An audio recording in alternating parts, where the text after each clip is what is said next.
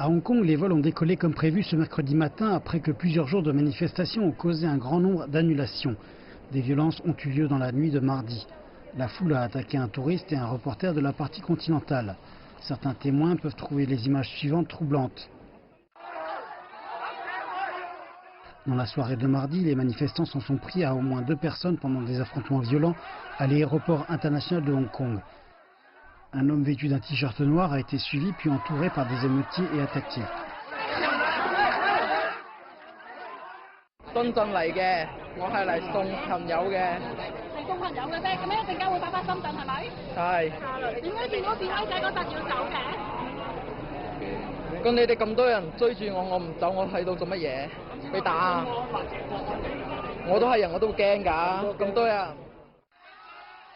Par ailleurs, un reporter du quotidien chinois Global Times a été intercepté par des manifestants à l'aéroport.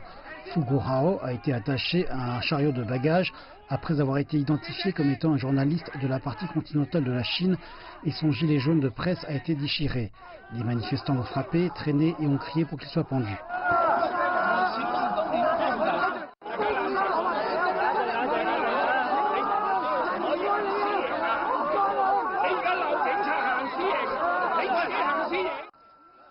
Le journaliste a été plus tard sauvé par la police et emmené par des secouristes. Lors d'une conférence de presse donnée mardi, la chef de l'exécutif de la région administrative spéciale de Hong Kong, Carrie Lam, avait déclaré que la violence en cours pousserait Hong Kong dans une impasse.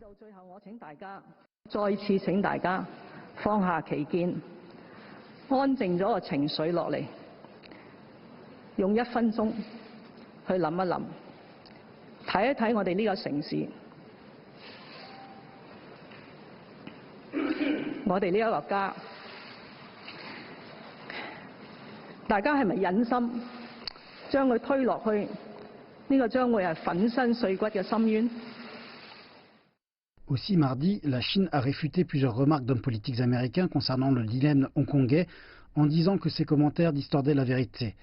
Plus tôt, la présidente de la Chambre des représentants des États-Unis avait souhaité que Beijing intensifiait son usage de la force contre les manifestants. Hua Chunying, une porte-parole du ministère chinois des Affaires étrangères, a répondu à cela. Les remarques blanchissent les crimes violents en les faisant une lutte pour les droits de l'homme et la liberté et font un contresens délibéré sur le travail de la police de Hong Kong en le faisant une répression violente, alors que la police ne fait qu'appliquer la loi et maintenir l'ordre social. Hua a dit que ces remarques incitaient les habitants de Hong Kong à rechercher la confrontation avec le gouvernement de la région administrative spéciale de Hong Kong et le gouvernement central de la Chine. Elle a demandé aux États-Unis de s'occuper de leurs propres affaires et de ne pas s'impliquer dans les affaires internes de la Chine.